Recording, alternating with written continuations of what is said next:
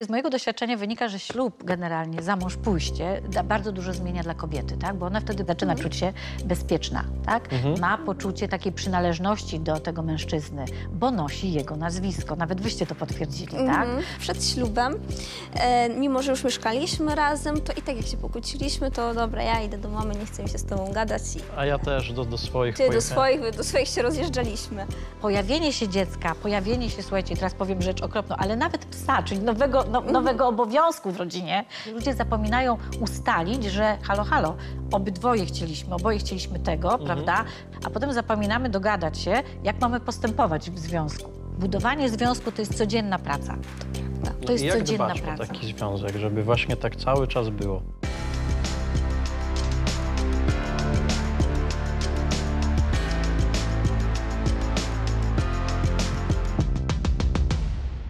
Chodzą słuchy, że Miłość to wybór. O związek trzeba dbać. z tej strony Max Krasoń i moja żona. Weronika Krasoń z kanału Weronika i Max. A z tej strony stołu Hanna Konkol. Od 25 lat prowadzę firmę doradczą, a od 12 lat jestem certyfikowanym coachem.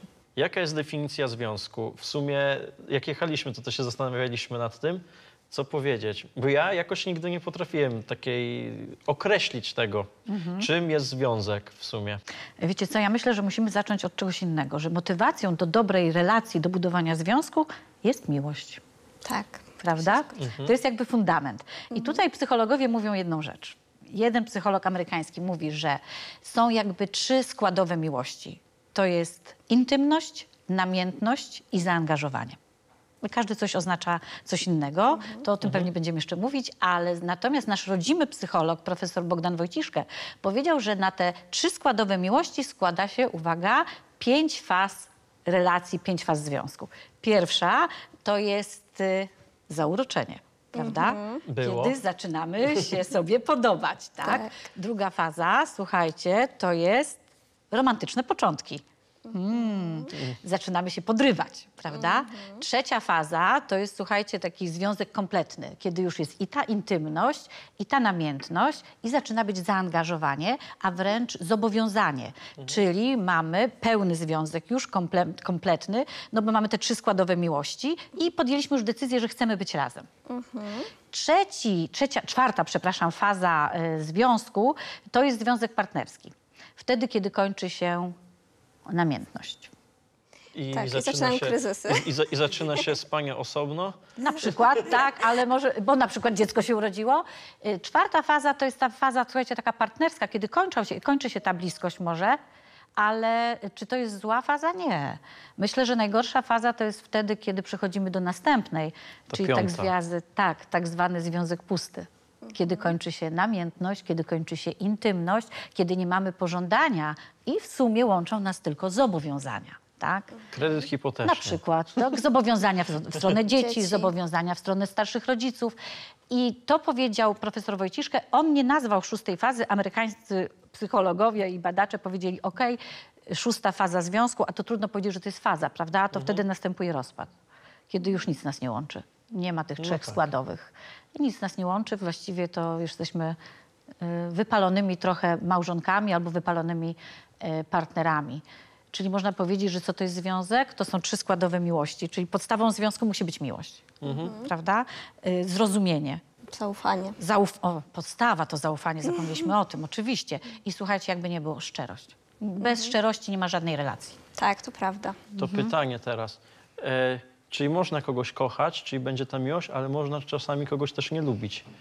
Werka mi ja czasami często lubi tak powiedzieć, że No tak, nie lubię cię. Jak jestem zła na Maxa, na przykład się o coś pokłócił, czy coś mówisz, co nie lubię cię teraz. A to jest dobre, słuchajcie, czyli pokazuje ci, czego nie możesz przekraczać w związku, tak? Jakie granice.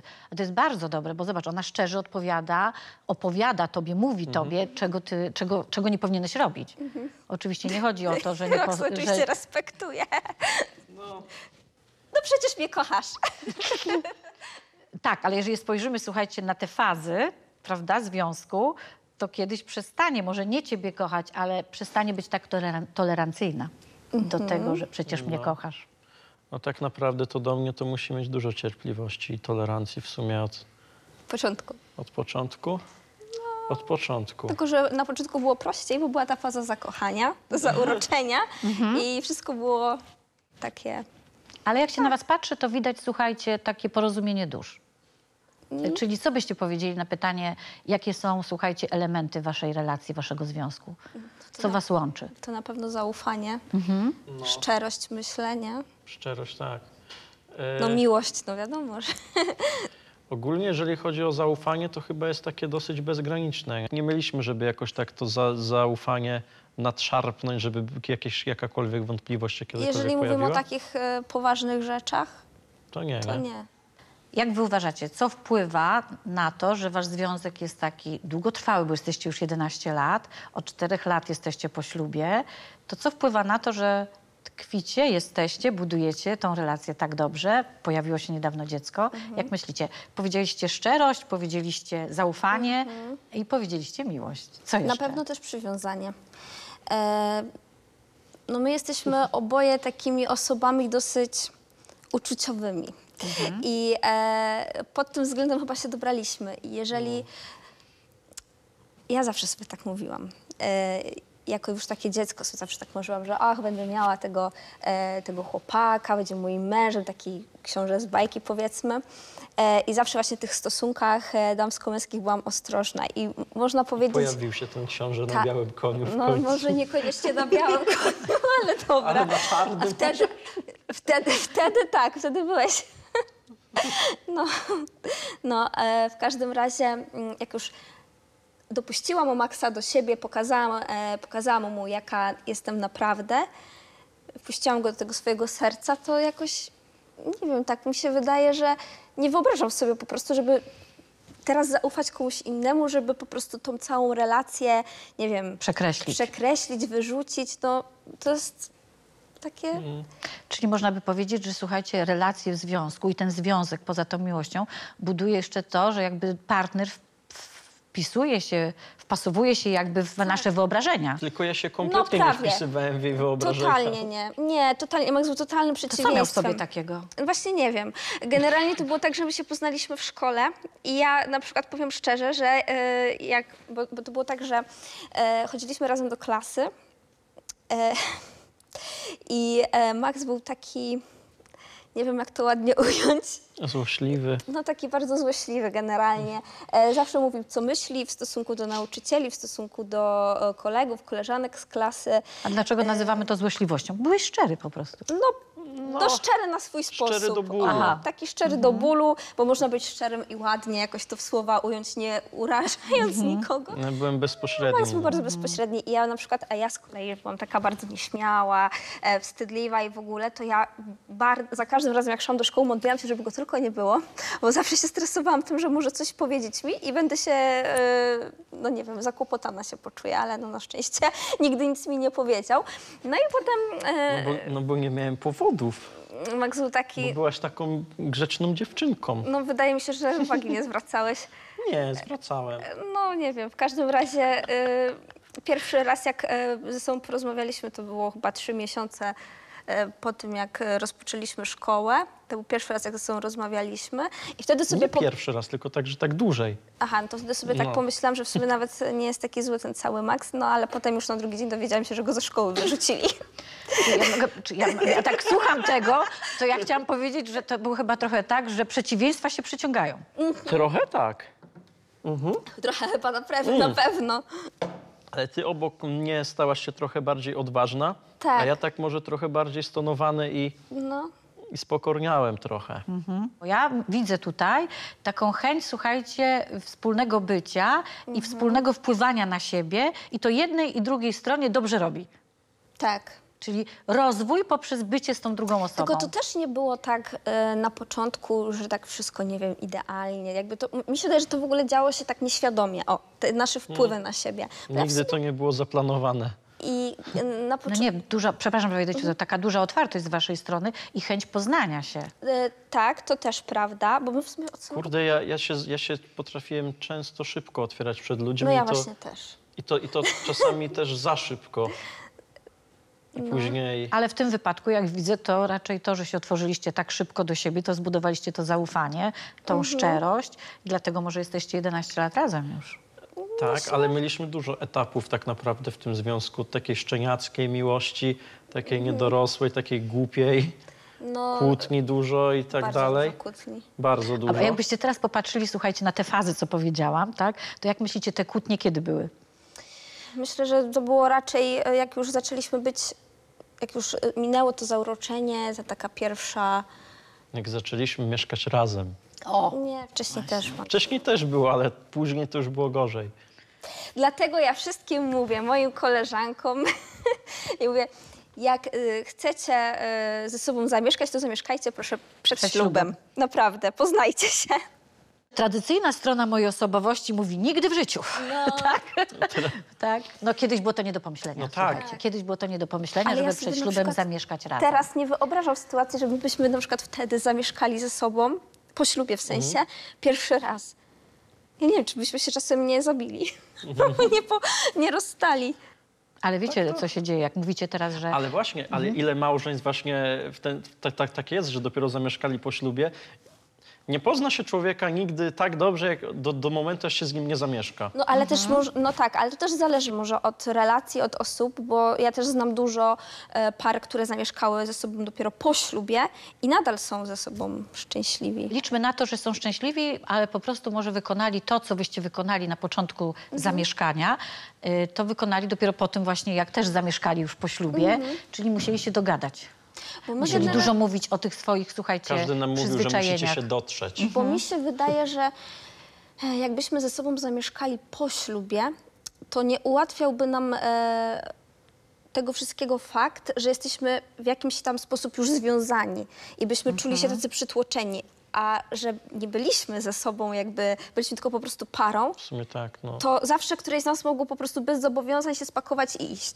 Więc to, że my dalej ze sobą byliśmy, to po prostu było W taka... sumie tak, bo chcieliśmy. bo zawsze później bo tak to by się myślało, że trzeba wziąć rozwód. I to może by powodowało, no, że za dużo roboty. No, tyle i... roboty. Za dużo A zobowiązań. tak to po prostu można było się spakować, wyjść i jelo, nie? No. Ale jak popatrzymy sobie na rodzaje związków, tak, no to wy najpierw byliście długo w związku nieformalnym, ale mimo wszystko chcieliście go podkreślić No ja ślubem, chciałam. tak?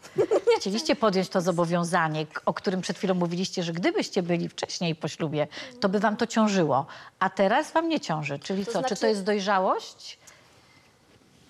Kobiety są raczej takie, że one bardzo lubią takie oficjalne rzeczy, jak oświadczyny, jak ślub. Mi na tym jakoś bardzo nie zależało, bo wiedziałem, że to niczego nie zmieni. Max, generalnie jest tak, że kobiety myślą o tym, że ten właśnie rycerz przyjedzie na białym koniu, rzuci im bukiet No kwiatów właśnie. albo z tej wieży ich ściągnie i będzie ślub do końca życia i dozgonna miłość. Właśnie, te pierwsze 2 lata, gdzie byliśmy ze sobą tacy po prostu wpatrzeni w siebie. I ja wtedy sobie myślałam, że nikt na pewno się tak nie kocha jak my. I ja na przykład nie mogłam zrozumieć tego, dlaczego na przykład, nie wiem, moja znajoma ma chłopaka pół roku i on już się oświadczył. A czemu Max mi się nie chce oświadczyć, skoro tak mnie kocha podobno?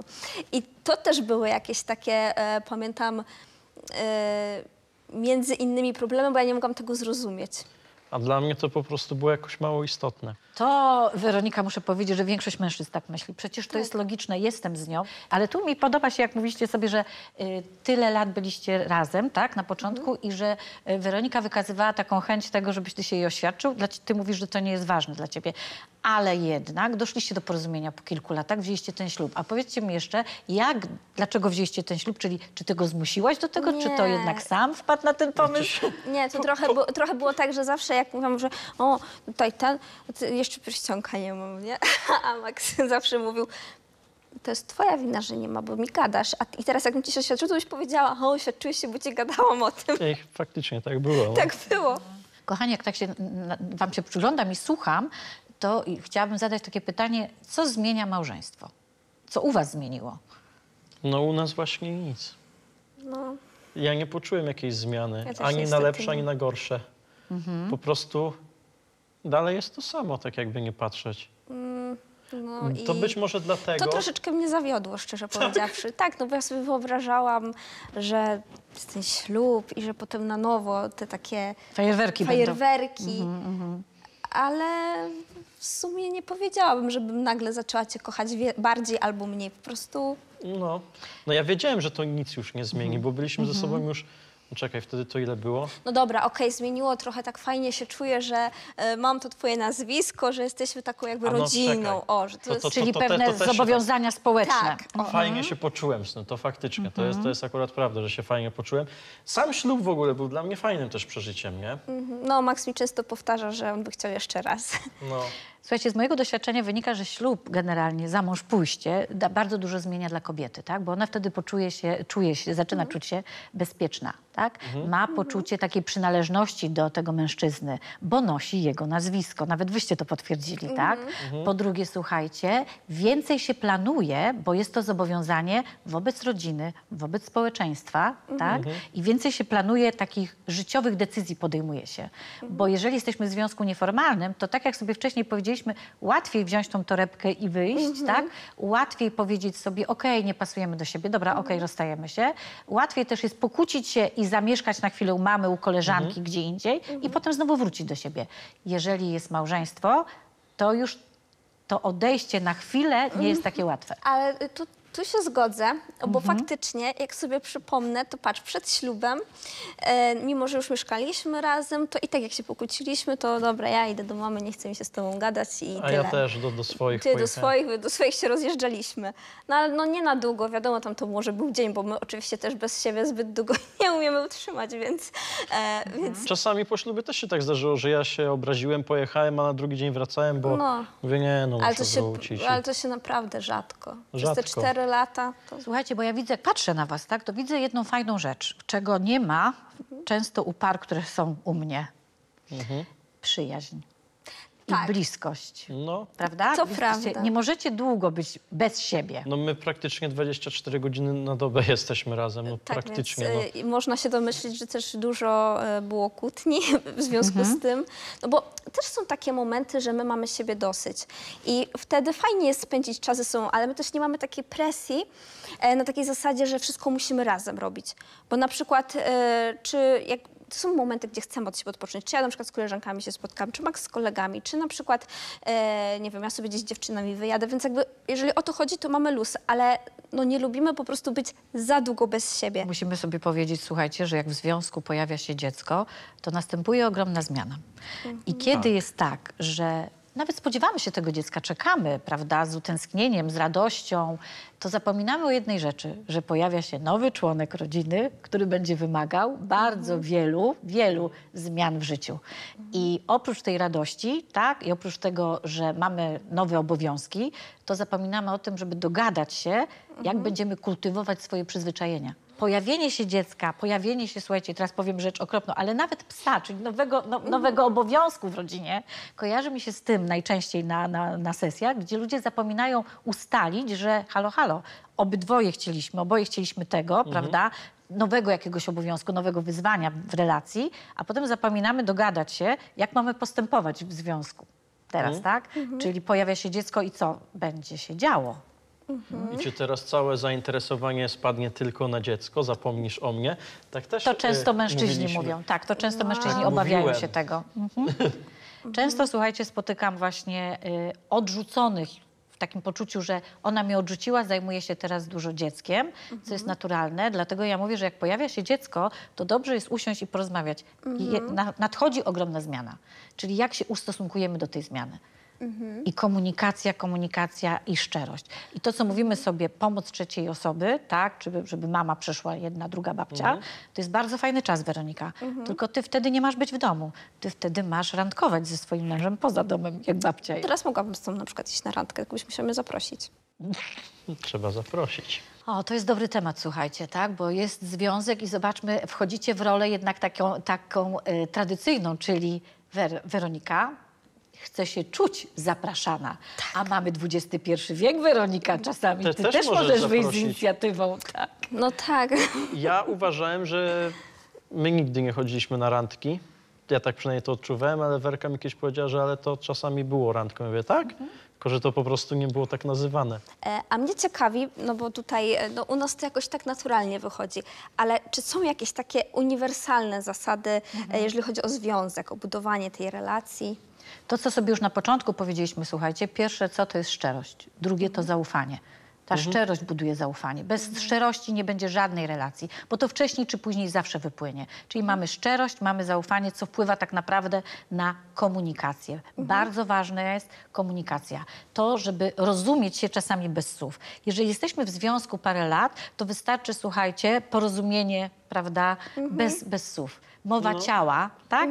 Mowa ciała, spojrzymy na siebie rozumiecie się. często. Tak, więc mowa ciała już jest dla was bardzo ważnym komunikatem. To jest nawet zaskakujące często, że na przykład są takie momenty, nawet już po tylu latach, że na przykład myślimy o tym samym momencie, albo nie wiem, coś się wydarzyło i my jakby od razu nie musimy ze sobą rozmawiać. I to jest takie zaskakujące, że fajnie, nie? Myślimy Prawda? o tym samym. Czyli zobaczcie, żeby budować dobry związek, to oprócz tych składników, co mówiliśmy sobie, szczerości, zaufania, komunikacji, bardzo ważne jest wzajemne zrozumienie. A co najważniejsze, o czym bardzo często pary z dużym stażem zapominają, wdzięczność i docenianie siebie nawzajem. Budowanie związku to jest codzienna praca. To prawda. To jest Jak codzienna dbać praca. o taki związek, żeby właśnie tak cały czas było? Słuchajcie, to ja to nazywam zawsze, jak często update'ujesz swoje uczucia do drugiej osoby, tak? Jak często siadamy do stołu i rozmawiamy o tym, jakimi jesteśmy ludźmi, co nas interesuje, bo my się rozwijamy. Po was tego nie widać, bo wy się rozwijacie nawet zawodowo w tym samym kierunku. Ale jeżeli byłby związek, relacja, gdzie każdy ma swój zasób zawodowy, swoje zainteresowania, inne hobby, tak? I pojawia się dziecko, to kto ma zrezygnować ze swojego hobby? Czyli bardzo ważne w budowaniu relacji jest ta komunikacja i docenianie drugiej osoby i rozumienie się, tak? Czyli jakie mamy cele też. Chęć porozumienia się.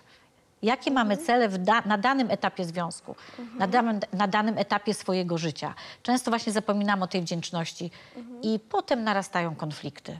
I co się dzieje? I każda para mówi, no nie, to nie jest facet dla mnie, to nie jest kobieta dla mnie. Jak ja mogłam żyć z nim tyle, albo jak ja mógłbym żyć z nią, I ja tak? wtedy w takich momentach się zastanawiam, czy naprawdę to była miłość. Była miłość, tylko zabrakło, słuchajcie, zrozumienia. Zabrakło tej akceptacji. Zabrakło samooceny często, tak? Kiedy my oceniamy partnera, a nie oceniamy siebie. Łatwiej wrzucić kamyczek do ogródka partnera, a najpierw popatrzeć, jak ja się zmieniłam, czego ja teraz oczekuję.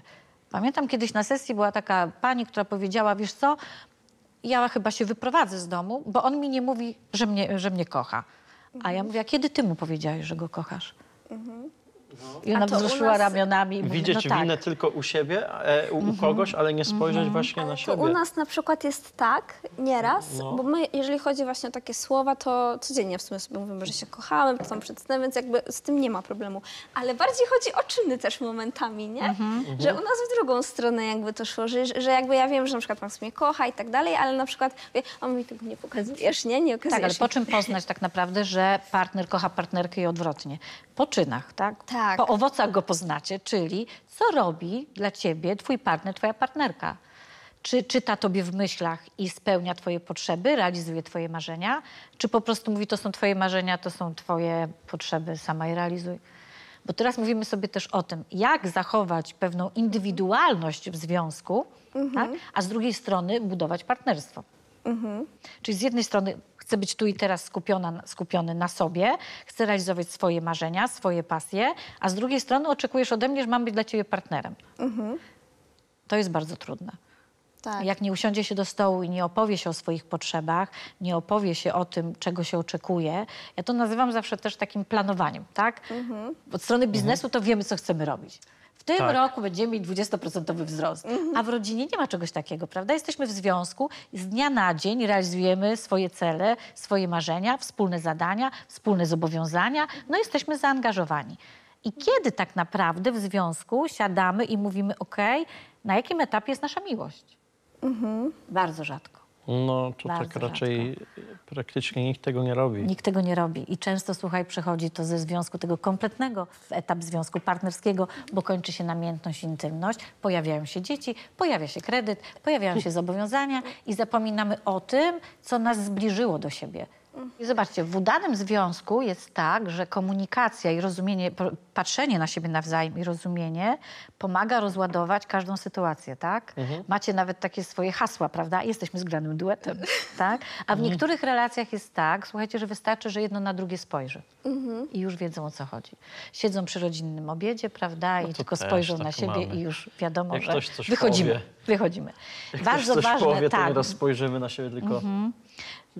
W innych relacjach, w takich nie tak przyjacielskich jak wasza, to wiecie, co jest ważne? To, żeby powiedzieć drugiej osobie to w taki sposób, żeby ta druga osoba chciała to usłyszeć. Czyli musimy się zastanowić nad tym, kiedy mówimy to, w jakich okolicznościach, jakie mamy emocje, tak? Czyli nieważne tylko, co mówimy, tylko przede wszystkim, kiedy to mówimy. Ale u nas w sumie też tak jest. Mimo, że mamy taką przyjacielską relację, to też jak są takie poważniejsze tematy, no to też trzeba wyczuć moment. Muszą być też odpowiednie emocje, bo też na przykład jak ty jesteś na przykład zdenerwowany, no to wiem, że w tym momencie no tak średnio, nie? Rozmawiać na przykład o tym, że na przykład, o tym, co ja czuję, na przykład, bo ty jesteś skupiony na sobie. Słuchajcie, są takie tematy w relacjach, tak, które porusza się tylko z mężem, a są takie tematy, które porusza się z przyjaciółką. Nie wiem, jak jest u was, ale powiem, jak jest, jak powinno może być. Przede wszystkim słuchajcie, co w Vegas, to Vegas. Tak? Czyli dobrze jest, jak żaden z partnerów nie wyciąga osobistych, prywatnych, intymnych spraw na zewnątrz. Oczywiście mówi się, że kobiety mają większą skłonność do tego, aby pobiec do przyjaciółki i opowiedzieć jej o wszystkim. Nie powinno tak być. Z przyjaciółką rozmawia się oczywiście na wszystkie tematy, ale nie na tematy związane z intymnymi przygodami. Właśnie coś takiego chciałem usłyszeć i samemu powiedzieć. Dobrze, więc słuchajcie, generalnie mówimy o planach swoich, o tym, co nas cieszy, o tym, co nas martwi, ale nie przynosimy do przyjaciółki kłopotów. Czyli generalnie nie obgadujemy męża z No przyjaciółką. raczej nie. No nie, że No raczej przychodzimy nie. i, a mój stary, Nie, no to tak. już... Słuchajcie, no, o właśnie, ale- my nigdy na siebie nie mówiliśmy stary. To całe szczęście, to jest obrzydliwe. Też tak To całe uważam. szczęście. Czyli z mężem rozmawiamy o planach. Oczywiście rozwiązujemy z mężem konflikty. Oczywiście rozmawiamy o tym, co nas boli. I razem wspólnie dochodzimy do konsensusu. Razem wspólnie podejmujemy decyzje. Też czasami jest tak, że ciężko się dogadać i na przykład to, co jest dla nas ważne, dla drugiej osoby nie jest ważne. Na Trzeba przykład, dać czasu wtedy sobie trochę, według mnie. to znaczy, my też mieliśmy nieraz, to może z 3 razy się zdarzyło, że faktycznie musieliśmy skorzystać z pomocy osoby z zewnątrz. Byliśmy na psychoterapii przed ślubem, no można tak powiedzieć. Bo były takie momenty, mam wrażenie, jakbyśmy się w tej komunikacji rozchodzili. I ja chciałam jednego, mówiłam, mam wrażenie, że jakby on nie słuchał, nie chciał, nie wiem, zrozumieć, jakby tej empatii trochę zabrakło z twojej strony, takie miałam wrażenie. Weronika po prostu miał inny punkt widzenia. I nie doszło, może, tak, no. nie doszło do kompromisu u was, tak? Czyli nie doszło do zrozumienia. Ale jakie dojrzałe macie zachowania, że poszliście do osoby trzeciej i poszliście razem, Tak, tak? I słuchaj, mamy problem z tym i z tym. Zawsze jak już był taki moment taki krytyczny i to też właśnie fajne, że ze strony Maxa, gdzie ja już mówię, nie, wiesz co, to już chyba nie ma sensu, koniec, nie? Mówię, to jest przecież bez sensu, nie? No to Max mówi, chodź, pójdziemy razem na ten, nie? Że ty też tak raz No my nie wyszedłeś z mieliśmy taką... też problemu z czymś takim, żeby właśnie zasięgać jakichś takich porad. No właśnie, bo też wiem, że dużo jest par, dużo osób jest Gdzie takich. ja pójdę o swoich problemach rozmawiać? No. I Nie słuchajcie, pójdą do psychologa, a pójdą do koleżanki, nie? no i to jest Albo właśnie do mamy czy taty, nie? to jest czasami błąd, że idą do kogoś, kto nie zna tej sytuacji, a lubi bardziej ciebie, bo się z tobą przyjaźni. Tak, właśnie. Ja zawsze mówiłem, że Bo się nigdy z tobą się nie przyjaźni. idzie do Czy koleżanki. to jest obiektywne? To nie będzie Nie. obiektywne. Obiektywne będzie wtedy, jak para, która ma problem, Tak, pójdzie do kogoś obcego. tak, pójdzie do psychoterapeuty, do psychologa, do coacha par, tak, żeby na to spojrzeć z innej perspektywy, a nie z perspektywy, oczywiście koleżanka zawsze da nam emocjonalne wsparcie. Ty pójdziesz do kolegi, on też cię poklepie po ramieniu, mówi, Werka się zmieniła po ślubie, prawda? A to nie o to chodzi, to nie załatwia sprawy, to nie rozwiązuje Tylko, problemu. kurczę, faceci troszeczkę inaczej podchodzą do Na pewno. tego. I jak się już spotka, to się na przykład, nie wiem, powie w jednym zdaniu i później aha, dobra, to weźmy sobie, pójdźmy na piwko i będzie ten, nie? I na tym się kończy. Raczej facet drugiemu nie doradza tak często, jak właśnie kobieta. Tylko według mnie kobieta kobiecie raczej doradza troszeczkę w złą stronę i prędzej namówi tą drugą do rozwodu, niż do rozwiązania jakoś tej sytuacji w sposób taki, Max, żeby ale tego wiesz, z czego rozwodu to nie wynika? doszło. Wiesz, z czego to wynika? Że kobieta idzie do swojej przyjaciółki i opowiada swoją wersję zdarzeń. Tak. Prawda? Więc ona ją wspiera, przyjaciółka ją wspiera i mówi, dobrze, okej, wiesz co, nie dogadujecie się, musicie się rozstać. No nie tędy droga, prawda? No nie tędy Tak. droga. Więc nie wynosimy problemów domowych, emocjonalnych, rozterek, które mamy, do przyjaciółki. Bo ty z mężem się pogodzisz wcześniej czy później, tak? Są takie sytuacje. Jak rozmawiać o tym, co nas boli? Otwarcie i szczerze. I słuchajcie, duża otwartość, duża elastyczność i duża uważność na drugiego człowieka. Czyli mówimy o emocjach, mówimy, mnie to boli. Bardzo ważne jest, aby w tym momencie nie mówić i nie używać Że określeń ty zawsze, a ja nigdy. Prawda? Czyli mówimy raczej o tym, nie podoba mi się sytuacja, w często o której tym też- zachowujesz się tak. Mi się nie podoba, tak? Chciałabym, aby wyglądało to tak.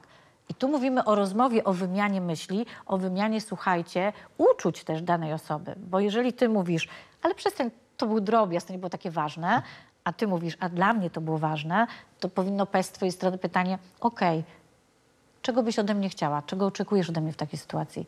Jak powinno to wyglądać? Domyśl się. No właśnie i to jest najczęstszy błąd, tak? Powinieneś Że nam wiedzieć. się wydaje, że no jesteśmy tyle lat ze sobą, Tak, to już się o co ci powinno chodzi? wszystko Prawda? wiedzieć. O co ci chodzi?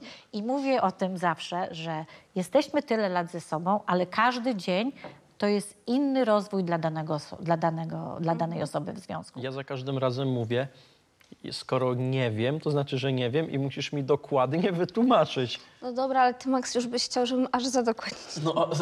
No bo właśnie tego Byś chciał, żebym potrzebuję. ja ci listę zrobiła i po kolei wypisała. Tak. I to przypomniała mi się od razu taka anegdotka, jak kiedyś... ja bardzo nie lubię, jak Max gotuje, dlatego że jak on gotuje, to on potem duży bałagan po sobie zostawia. I mamy Też to jakby znam. mamy inne pojęcie czystości. Jak on sprząta, to nadal jest syf. Więc pamiętam kiedyś, jak byłam chora, to też mieliśmy kłótnię o to. Mówię, bo jak ja jestem chora, to i tak muszę wszystko robić, bo ja nie umiem odpocząć w momencie, kiedy wiem, że na przykład ty tam coś w kuchni robisz i tam będzie syf. Ja muszę to posprzątać. I pamiętam kiedyś zrobiłam Maxowi listę. Po kolei musiałam napisać, co ma posprzątać. Okazało się, że jednak mój mąż umie sprzątać. Pewnie, że umie, tylko trzeba... Tylko listę, ale Ale no, zdarzało się, że nieraz potrafiła po mnie odkurzać od razu. no tak, no A bo... to znaczy, że mamy do czynienia z pedantką. No nie aż taką pedantką. I teraz zobaczcie, co się dzieje w związku, gdybyś poszła umyć samochód, a Max by wziął ten samochód i powiedział, no wiesz co, Werka, ale umyłaś ten samochód, niech cię drzwi ścisną. Jakbyś się czuła, prawda? No, tylko że Max naprawdę nie... Nie, okej, ja Nie, rozumiem, tylko słuchajcie. Jak ja posprzątałem i ona coś tam, jakoś mnie to nie bolało.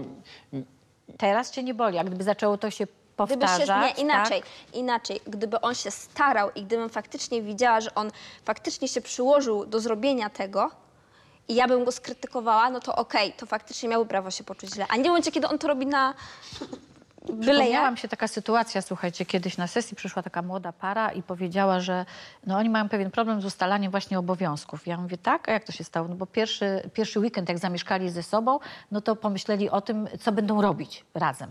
No super. Drugi też, świetnie zaplanowali, prawie co do minuty, a trzeci weekend, przepraszam, no to stwierdzili, że mają bardzo duży bałagan. No i przyszli do mnie, o co chodzi, dlaczego nikt nie sprząta. No więc ja się pytam, kto u ciebie sprzątał? Mama, a kto u ciebie sprzątał? Mama.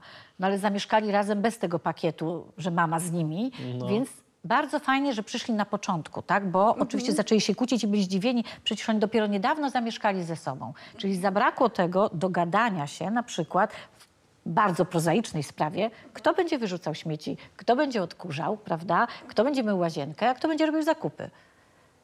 U was to przyszło samoistnie. No, my nie rozmawialiśmy Nie o rozmawialiście takich na rzeczach. ten temat, ale często jest tak, że właśnie tego typu, wydawałoby się bardzo drobne rzeczy, prozaiczne, urastają do rangi wielkiego problemu i związek po pół roku może się rozpaść, bo nie było tego, zabrakło tej szczerości, tego ustalenia takich podstawowych priorytetów, co ważne jest dla mnie, a co ważne dla ciebie.